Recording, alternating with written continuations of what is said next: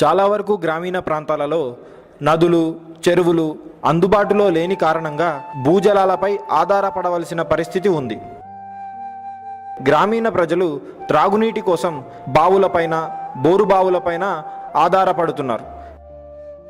కానీ ఇలా బావుల నుండి, బోరింగ్ల నుండి వచ్చే నీరు కలుషితమై ఉంటుంది.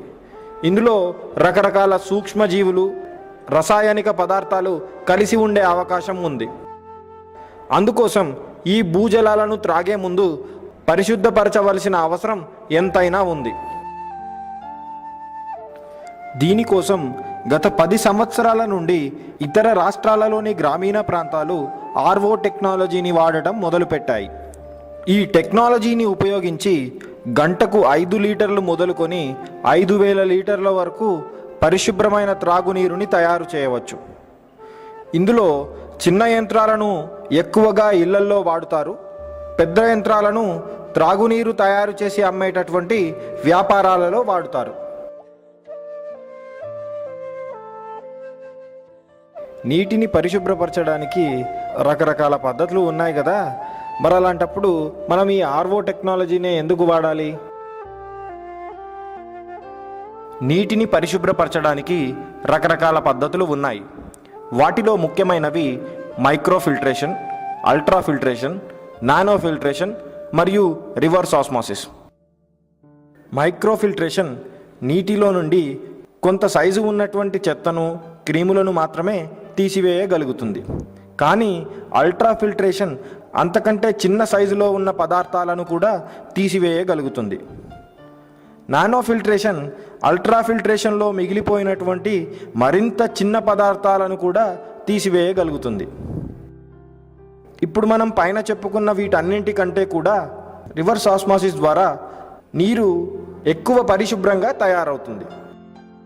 అందుకోసమని నీటిని పరిశుభ్రపరచడానికి రకరకాల పద్ధతులు ఉన్నప్పటికీ ఎక్కువగా ఆర్ఓ టెక్నాలజీని వాడడం జరుగుతుంది. ఇప్పుడు మనం ఆర్ఓ వాటర్ ప్యూరిఫికేషన్ ప్లాంట్లోని వివిధ విభాగాల గురించి, వాటి పనితీరును గురించి వివరంగా తెలుసుకుందాం. ముందుగా బోరుబావి నుండి నీటిని వాటర్ పంప్ సహాయంతో రా వాటర్ స్టోరేజ్ ట్యాంక్లో నింపుకోవాలి. మనకు బావుల నుండి, బోరుబావుల నుండి దొరికే నీటిని రా వాటర్ అని అంటాము. ఈ రా వాటర్ని స్టోర్ చేయడానికి ఏ ట్యాంక్నైతే ఉపయోగిస్తామో దాన్ని రా వాటర్ స్టోరేజ్ ట్యాంక్ అని అంటాము. ఈ రా వాటర్ స్టోరేజ్ ట్యాంక్లో పడ్డ నీరుని మనం ఫీడ్ పంపుని ఉపయోగించి మల్టీమీడియా ఫిల్టర్లోకి పంపిస్తాం.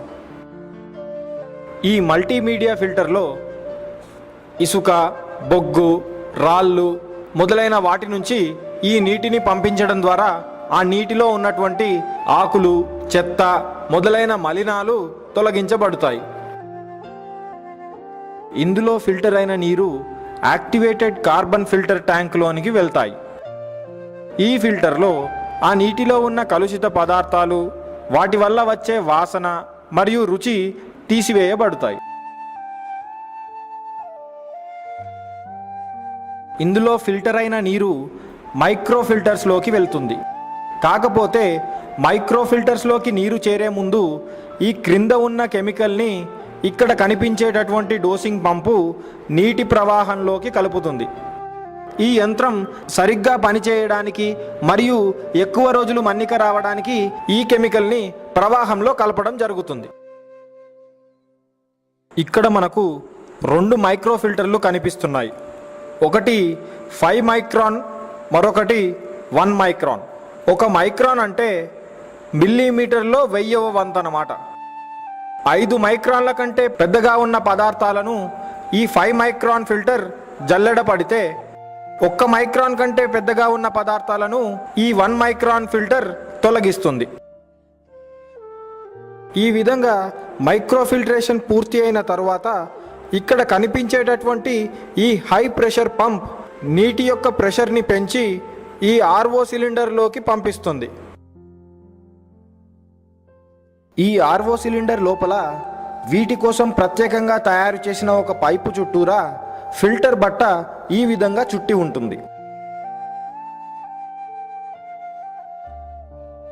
ఇందులో నుండి మనం కలుషితమైన నీటిని పంపినప్పుడు ఈ పొరల మధ్య నుండి మంచినీరు మధ్యలో ఉన్న పైపుకు ఈ విధంగా చేరుకుంటుంది.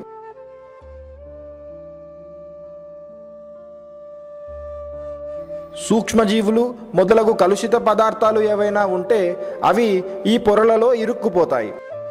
మంచినీరు ఈ మధ్యలో ఉన్న పైపు ద్వారా బయటికి వస్తుంది.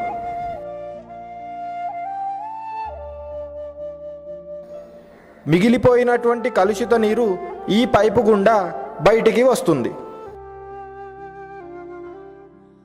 ఇలా బయటికి వచ్చిన మంచినీరుని ఈ విధంగా స్టోరేజ్ ట్యాంక్లో నింపుకుంటాం.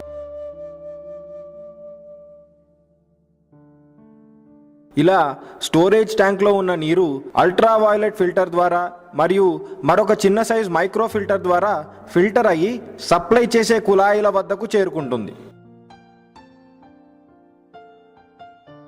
ఈ విధంగా ఆర్ఓ ప్యూరిఫికేషన్ ప్లాంట్ని వాడి కలుషితమైన నీరుని త్రాగునీరుగా తయారు చేస్తాము.